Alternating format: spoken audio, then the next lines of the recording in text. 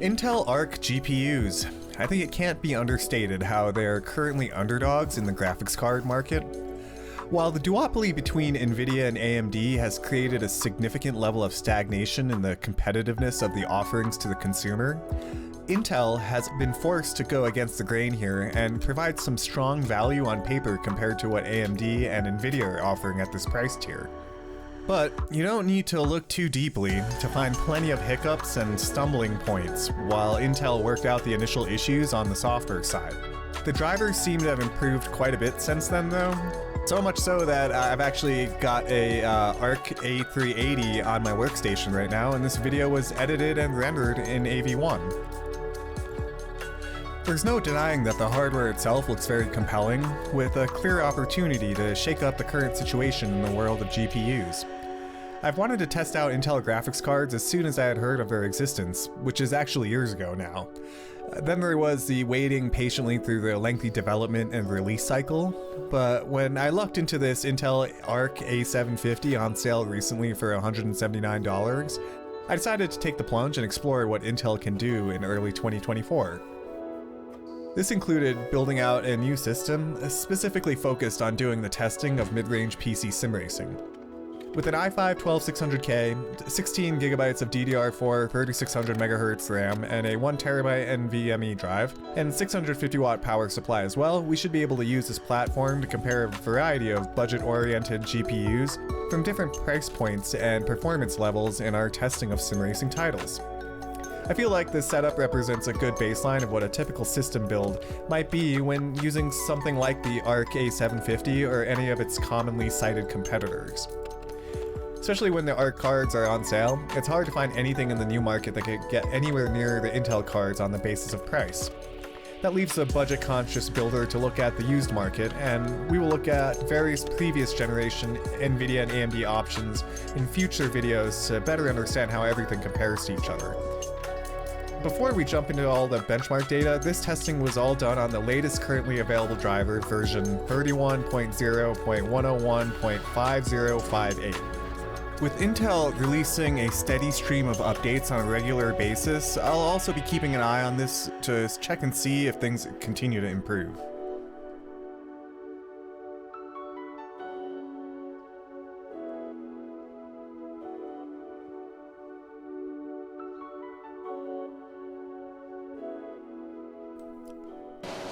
So we're going to start out with F123. This is running on the high preset with 8 times anisotropic filtering set. The average is at 126.9 frames per second, 1% lows at 100.5, and 0.1% lows at 84.2. So overall, it's a great performance, 1080p high. This game tends to be run pretty well on everything, and it's great to see that the Intel Arc graphics cards are able to perform at the same level as their competition.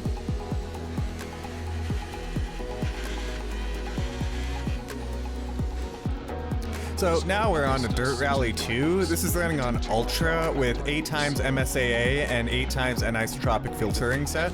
The average frame rate's at 95.8, 1% lows at 75 even, and then 0.1% lows at 71.4. This game also runs very well. I found it to be really enjoyable. I was pushing pretty hard here. Didn't get a good flow compared to past rounds on this stage, but overall very playable on the Intel graphics cards for Dirt Rally 2.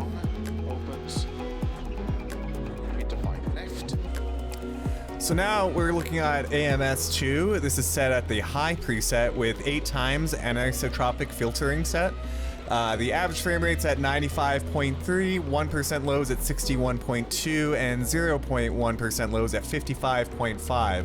Now, I found that this game runs pretty well on a variety of different types of hardware, and it's, again, another point for Intel that it's able to actually run very well on with this system.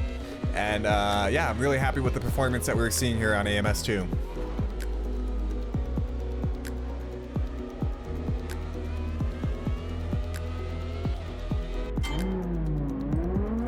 Alright, now we're on to BeamNG.drive. We're on the high presets with 8 times anisotropic filtering set, So average frame rates at 105.2. The 1% lows do dip down to 66.4 with 0.1% lows at 49.1.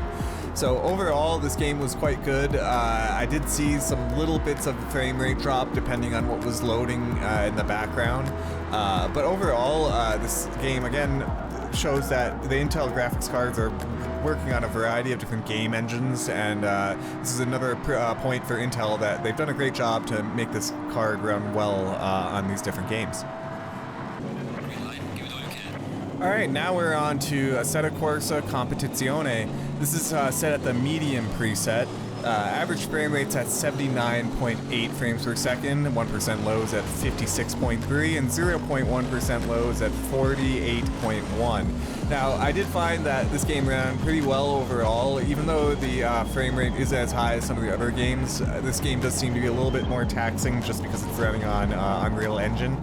So, still, again, I found it to be very playable and didn't feel any hiccups or any type of strange performance from the Intel Arc GPU. So, we can put another point down for Intel Arc saying that, yeah, looks good, runs well.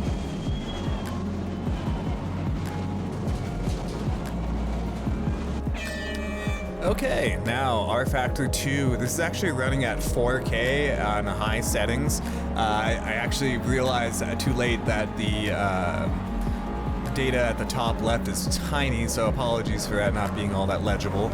But we do have an average frame rate of 100.8 frames per second, 72.8 for the 1% lows, and 0.1% lows at 63.7. So again, really strong performance, and running at this high of a resolution also shows that you shouldn't have any issues using this card for a triple monitor setup at with a triple 1080p, as that would actually be less overall pixels than a 4K image like we're running right now. So great performance in RFactor 2 using Intel Arc.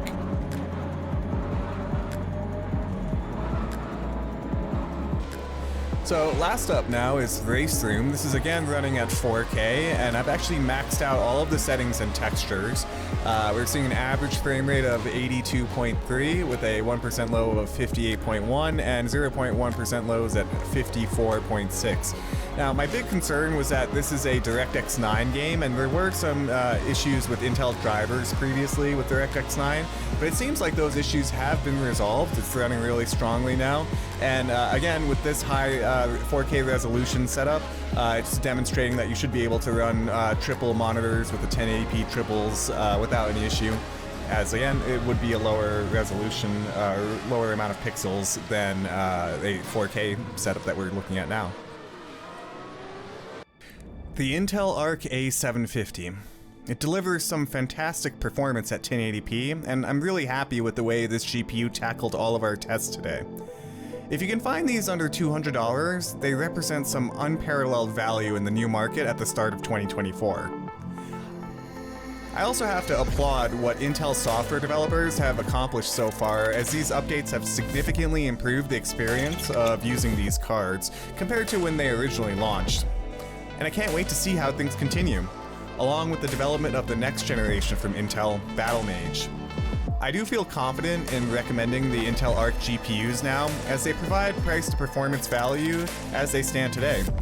And it's not just for the technical users or enthusiasts, but even a more beginner level PC gamer can use this and have a great time. The Intel Arc control panel runs decently enough, and the general experience for a user feels the same as when on a system with an NVIDIA or AMD GPU. That's why I wanted to first test this Intel Arc A750 out in isolation, like a new user would if they bought this card for a new system or an upgrade and just started using it. For a future video, I'm gonna compare it to some different options from both the new and used market to see how they all stack up. I actually have a few graphics cards handy for this, and I'm looking forward to seeing how they all compete. But I'd like to know, would you use an Intel Arc GPU? Are you using one now? Let me know down in the comments. Oh, and one more thing. I think it's time that we make use of this. I think it's earned this sticker. The Intel Arc graphics card will be living on in this system in the future, and I'll be using this system to test other graphics cards against it as well. So stay tuned, and we'll have more coming out pretty soon. But again, if you made it this far, I just want to thank you so much for watching. I hope you all have a great day, and see you in the next video.